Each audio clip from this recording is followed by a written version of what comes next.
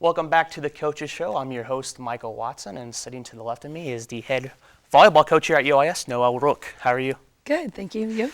Oh, I'm doing great. It's towards the end of the semester, so it's always busy as a student. So, looking at your season, your overall record was 10-20, and that was an improvement from last year. For the volleyball department. And I was wondering maybe you can give us your thoughts about the season as a whole. Of course, yeah. I think obviously huge strides made this year. Again, I think just doubling their win total, let alone getting double-digit wins, was, again, huge improvement. I think we came leaps and bounds from the beginning to the end of the season. And obviously for us, as a program, I think we see a lot more improvements maybe than everybody else sees on paper. But really proud of these girls. Again, came leaps and bounds. Yeah, and we broadcasted a few games, and your team looked excellent in those broadcasts. And as a coach looking onto the season as a whole, what were some of the positives and maybe some of the weaknesses you saw as a team? Of course. I think that, first of all, I think inherited a great group of girls. I just cannot say it enough. They're truly, genuinely a good group of kids. They just work so hard. They're so hungry. They're hungry to win. They're obviously hungry to get better. They're hungry to, I think, just buy into what I'm trying to do here, just changing the culture and the mentality. And again, just getting these kids all on the same page so that we can, as a whole, move forward. And I think that's really, benefited us throughout the season. The girls really learned that they were part of something bigger than themselves, being a part of a team. And I think that meant a lot to these kids. Again, I think they bought in, and I think it helped us tremendously, because I think that mental side is a huge part of our success, on the court. You just touched base on my next question, the mental state of your team. And I always notice that once a team gains confidence in themselves to win, it produces more wins. And I was wondering, maybe you saw that within your team this year. Totally. I think that, it's one thing for me to tell them that, we win every single match. Like, we can beat anybody. Doesn't matter who's on the other side of the net, doesn't matter. Anything can happen on any given day at any given time. And I think that, I think that I beat that to a drum. And I think the girls definitely bought into it. We obviously touched on the mental side during preseason. We continue to touch on it all season. I think that, again, telling them one thing and them doing it was a whole nother story. But again, they're just buying into it. That's the bottom line. They're really grasping hold of what we want to do here and buying into it. Looking at your overall stats and games throughout the season, there was quite a few that were pretty close. Game 5 games and stuff like that. And I was wondering maybe if there's a particular game or moment as a coach that stood out from the rest this year. I think actually that was more the frustrating part, actually, is that for myself and the girls, is that yes, we were obviously 10-20, but I think we had maybe 5 matches in there that went to 5 that had we obviously maybe one change here or there, 1 point, 1 call differently, the outcome would have been in our favor. We could have ended 500. We had Drury home and away in 5, McKendree here in 5, Quincy there in 5. There was several there that, they're just such tight matches. And I wish I could have willed the win for these girls. They want it so bad. And I think anybody that saw us play, again, as I stated earlier, that they saw us come leaps and bounds, but I think these kids I think they were having fun. They were working hard. Again, one little thing here or there, one little call here or there could have been the difference, again, in us being 500 than where we're at, even though we made huge strides. But that was the frustrating part. I think that our record could have been even better. We were right there knocking on the door. I think one of those close games, the Game 5, was on senior night here at UIS. And I think you guys ended up winning that game. Yes. As a coach, is there a pressure to win senior night, for your senior girls? I don't know so much if I would say it's a pressure. I think that you just want it. You're supporting these kids to that most. You want it for them. Obviously, they want it. I think it's kind of, you've come to the pinnacle of your season towards the end, one of your last home matches, if not your last home match. These kids are just, I think that their adrenaline's even higher. I think it's just a rush. Again, you want it for them, they want it. And I couldn't be more proud of our kids, obviously, getting that victory. So it was a great win for us. As a coach, every year you get, a senior class and also a junior class that steps into that senior role the next year. Now, I was wondering maybe you can give us your thoughts on maybe the departing seniors and maybe the upcoming seniors this next season. Yeah, that was quite interesting, actually, coming into a program that was so upperclassmen heavy. I wish I could have had these seniors for 4 years, not just one. I can't say enough about the senior class. They're just such a group. Great group of kids. But the senior class, they came together. They set the precedence. They rallied around each other and the rest of their teammates. They were just a good group of kids. Obviously, the majority of them started for me. And I needed them to step into that role and, maybe play a bigger part, just not only as a senior class, but maybe as leaders, again, setting an example, again, being on the floor so much. So but I couldn't be more proud of them. Obviously, wishing them nothing but the best moving forward. And I think they wish they had a few more years, just like I wish I had a few more years with them. And then obviously with the junior class, because it still made up a good portion of the team, I think that they hopefully now have learned from the senior class that's getting ready to move on. I think that they've learned what they'd want to do the same because, again, they were good role models. And I think they've also been like, what can we also do differently and maybe better to continue to represent this program? I think the last message we left with these kids is that, these girls have laid the foundation.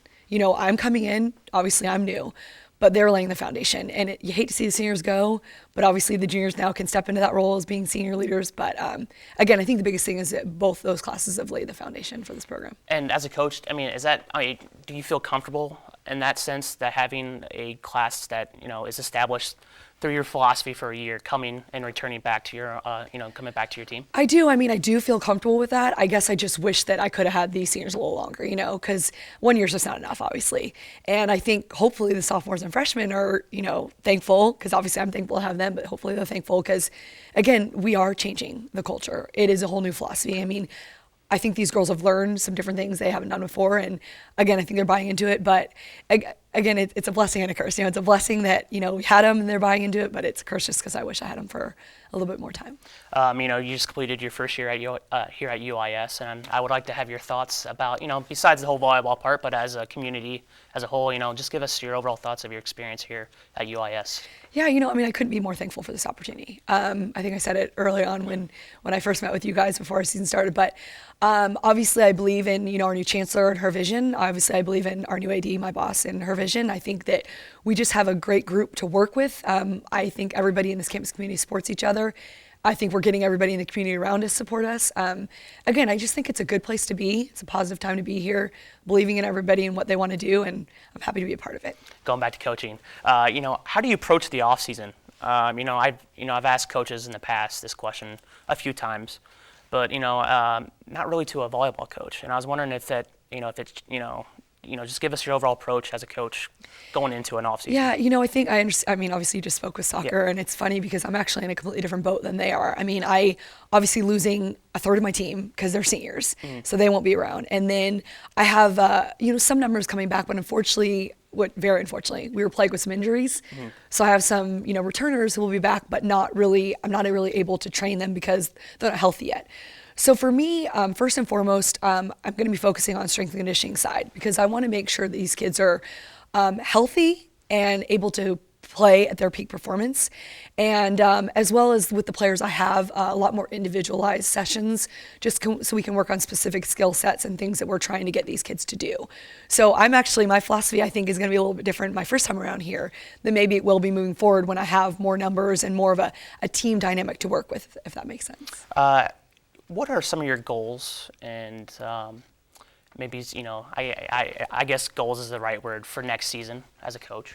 Well, it's interesting you asked that because we actually, it's something obviously I go over with my team before the season starts, and we set our goals pretty high. However, as I have met with all my girls in individual meetings when our season got done, and however I said, I understand we may not have met all those goals for this year, but I'm never going to raise the bar. I'm never going to lower the bar. I'm always going to keep the bar high. I'm never going to lower it. My expectations are always going to be very high. So I think, again, just laying the foundation, again, understanding that these girls are obviously a part of it. But for me now, it's hopefully bringing in just a little bit stronger, hopefully to make my returners even better, but to make this program better. And ultimately, I want to win this conference tournament. I think we can put ourselves in a position to get to the tournament. I want to win this conference tournament because I want to move forward. Again, just like you heard men's soccer coach say, if you put yourself in the position, then you can do it. So we need to put ourselves in position to get to the tournament, win the tournament, and then get to NCAAs and see where we can go from there. You just touched base on the conference, and you play in a really tough conference, the GLVC. And I know this is going to be kind of a tough question, but could you possibly forecast the conference for next year? It's funny, you hit the nail on the head. This is it's incredibly tough conference for all sports, but I can speak for mine. In volleyball, it's so tough. You've got the Elite Eight starting today, and Indianapolis in our conference is in it. I think that the top is that Indianapolis and the Lewis and the Rockhurst and the S&T and those teams that we're obviously going to be gunning for next year that maybe we didn't play our best against when we saw them this year, but those are teams I think we're going to be gunning for because obviously they've kind of been at the top the last few years. I foresee them being there again, but those are ones along with everybody else. But we're going to be gunning for because we need to beat those top to get where we need to go.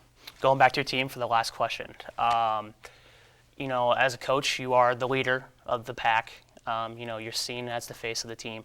But is there any players you see standing up, coming up to that leadership role as a player next year within your team? Yeah, it's one of the questions I actually asked to my players individually in our meetings after season. And I think the majority of them see kind of the same player or positional player. But what I'm hoping is that my quarterback, which is my setter, I'm hoping that my setter can step into that role because the bottom line, they're on the floor all the time, and they're somebody that needs to lead all the time. So, but it'll be interesting because obviously our leader is not just somebody that's on the floor. They have to lead off the court as well, and they need to lead by example. So I think, honestly, the true tale will be told this spring. We'll see what comes to light. But again, I'm hoping that my quarterback, my setter, will rise as a leader. Well, Coach, thank you for stopping by. It's always a pleasure for you to come by and give us a few minutes within your busy schedule for an interview. So I appreciate it. Thank you. And good luck this offseason and good luck next season as well. Appreciate it. Thank you. For more information on the UIS volleyball team, you can always check out the UIS athletic homepage at uisprairiestars.com. I'm your host, Michael Watson. Until next time, I'll see you later.